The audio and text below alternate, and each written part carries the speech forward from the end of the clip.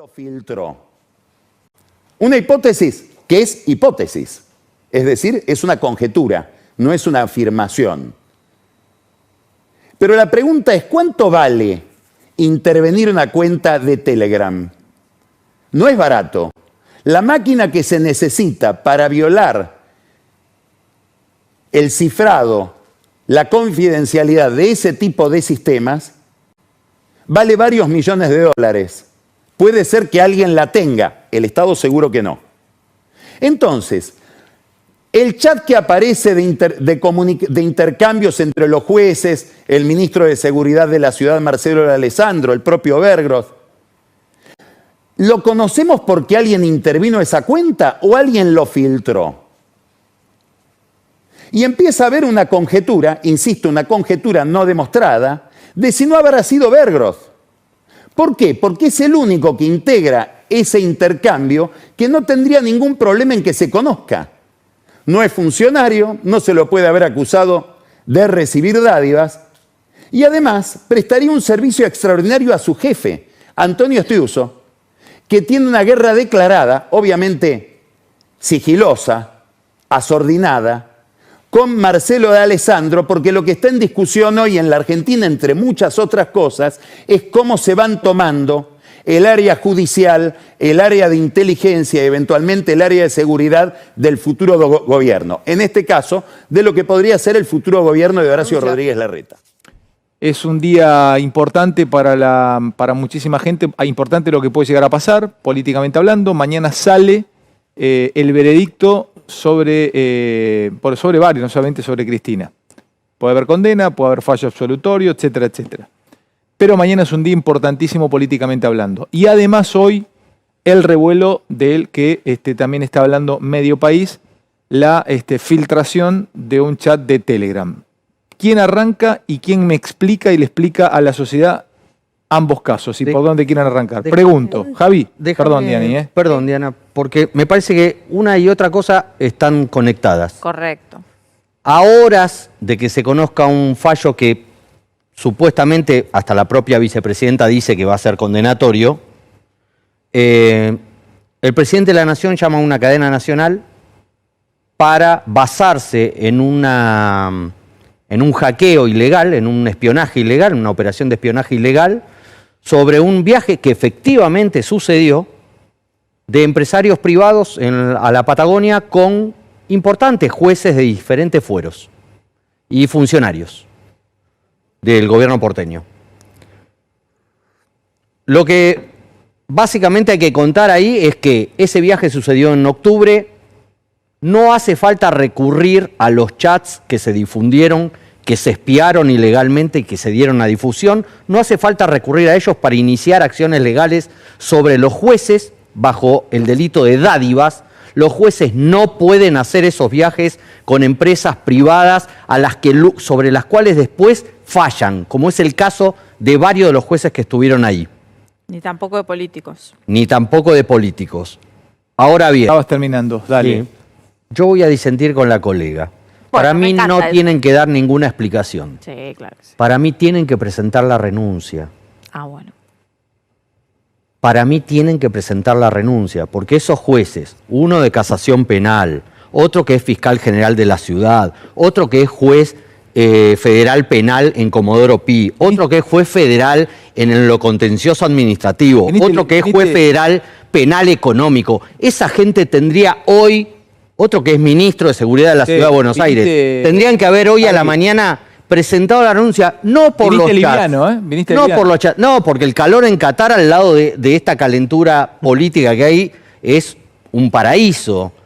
Tendrían que haber presentado la renuncia por decoro. Como no hay decoro, hay que investigarlos, y el Consejo de la Magistratura, que debería mover un poquito, ¿no?, las manos, los pies, la cabeza, deberían laburar un poquito.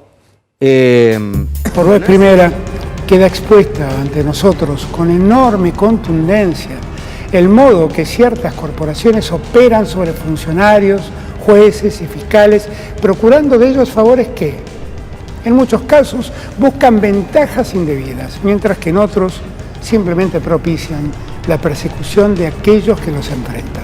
A mediados de octubre hubo un viaje que realizaron un grupo de jueces, un ministro de la ciudad de Buenos Aires, a Lago Escondido, a la supuesta propiedad de Joe Lewis. Estaban el juez Julián Ercolini, el juez Pablo Caicials, el juez Pablo Yadarola, y estaba también el juez Carlos Maíquez, que además esos funcionarios estaban acompañados por el ministro de Seguridad de la ciudad de Buenos Aires, Marcelo D'Alessandro. Y por el jefe de fiscales también de la ciudad de Buenos Aires, Juan el Bautista. hijo de Maíquez. Se conoce públicamente esto y se forma el 17 de octubre pasado el grupo de WhatsApp en el que empiezan a conversar respecto de cómo podían amortiguar los efectos de la trascendencia de esa noticia. Todo parece indicar que, sabiendo lo que el hecho se había convertido en noticia, quienes habrían participado del mismo se inquietaron ante el riesgo cierto de estar incursos en una serie de delitos tales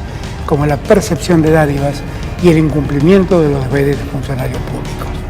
Contaban con una certeza: el principal grupo de medios de comunicación de la Argentina garantizaría la no divulgación de los hechos.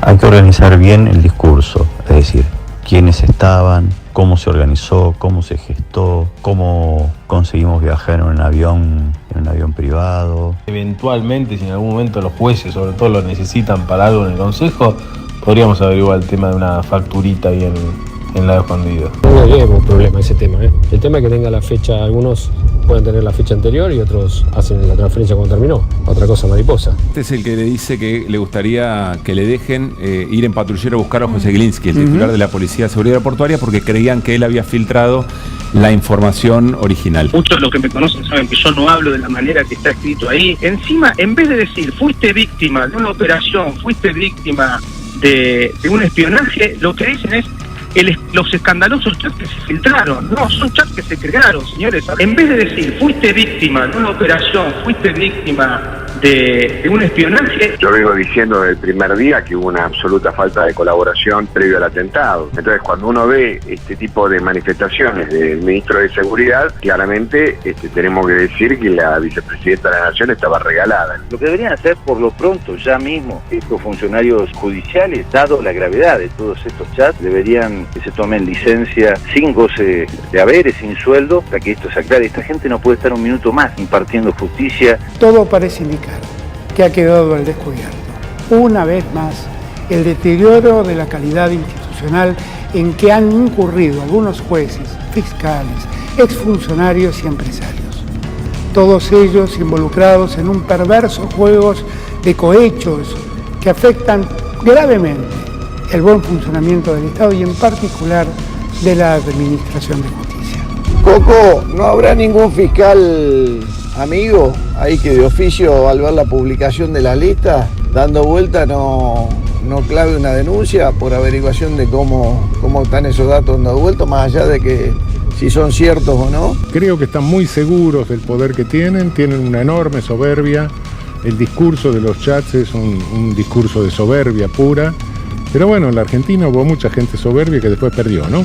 El poder pasa. He decidido dar este mensaje desde la Casa Rosada porque es evidente que gran parte del sistema de medios privados ha decidido no dar cuenta de lo ocurrido en este singular viaje al Lago Escondido.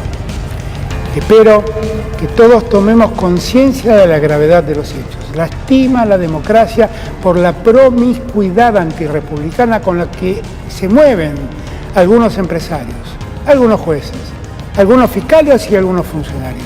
Hasta aquí se han sentido impunes. Es hora que empiecen a rendir cuentas por sus conductas.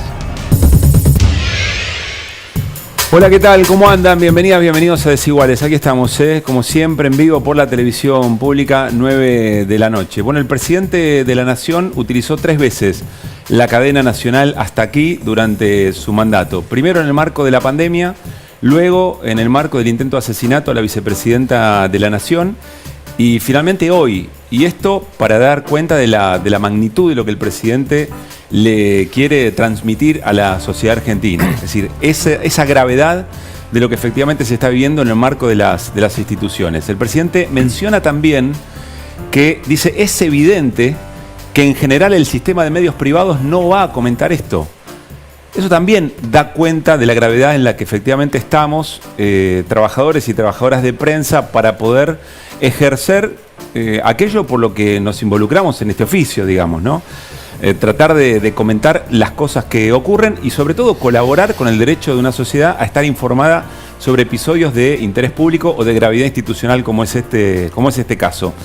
Y finalmente, antes de meternos en el living de hoy, en la charla de hoy, decirles que repasemos un poquito la escena de las últimas semanas o meses, si quieren.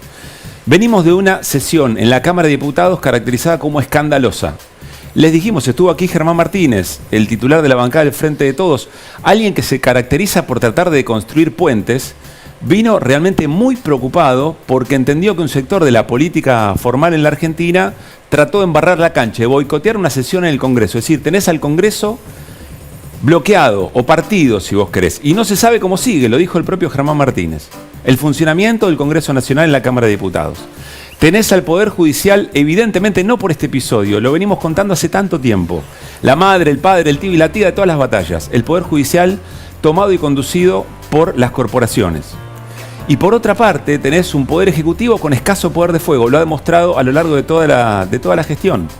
Es decir, las instituciones principales de la democracia están en esta situación. Por supuesto que el escaso poder de fuego del Poder Ejecutivo tiene que ver, más allá de las audacias políticas personales, tiene que ver con el condicionamiento de los otros factores que estamos enumerando. Es decir, la pregunta, el problema, la preocupación es por la democracia en la Argentina. Y todo esto se da en un clima de violencia que termina por hacer creer a un grupo de personas que efectivamente están legitimados o legitimadas para pegarle un tiro en la cabeza a la vicepresidenta de la Nación. En el marco de esa violencia, mañana, dice Eduardo Liberti, que está ya en el estudio de Desiguales y en un ratito vamos a conversar con él. Dice Eduardo Liberti en su columna de hoy en el diario Página 12, que la sentencia de mañana del tribunal que está enjuiciando a Cristina Fernández de Kirchner y a otras 11 personas por la causa vialidad puede ser bisagra en la escena política argentina. En un ratito vamos a charlar con él. Gran abrazo para Luli, que no se sentía bien, nada grave, pero ya mañana va a estar con nosotros. Gran abrazo a nuestra compañera. Está en el living de Desiguales nuestro colega y compañero Néstor Espósito y Ari Lijalad. ¿Cómo andan? Buenas noches. Bienvenidos, Néstor, por supuesto, tu casa. Ya vamos a ir con Flor Barragán, que está, por supuesto, desde la mesa. Quiero decir que son dos laburantes de presa que hacen honor a la razón por la cual este oficio tiene sentido y tiene que ver con trabajar siempre con subjetividad, porque todos tenemos una mirada del mundo, pero con honestidad intelectual y profesional, y es por eso que son dos voces más que autorizadas para hablar de lo que está pasando. ¿Esto es un episodio, Ari, sobre todo vos que venís trabajando este tema hace mucho tiempo? ¿Es un episodio o es una muestra más de algo que viene en una dinámica ya a esta altura casi de sentido común? No, esto es una muestra gratis. ¿Muestra gratis? Sí, porque además lo curioso de este caso es que lo conocimos hace un mes y medio, que había existido el viaje. Porque hay dos cosas en este escándalo. El viaje, que efectivamente existió y está documentado, y Página 12 lo contó, después nosotros publicamos en el Destape el documento que prueba que ese viaje existió y la gente que viajó, o sea, el viaje no está en discusión. Y la otra cuestión son los chats y audios que aparecieron filtrados, y sobre todo, insisto, con los audios, porque hay una intención de decir, bueno, los chats se pueden tocar, puede haber... Los audios no se pueden tocar. No es nuestro amigo Pesky imitando las voces de los jueces, de los funcionarios, etc. Son ellos. Entonces...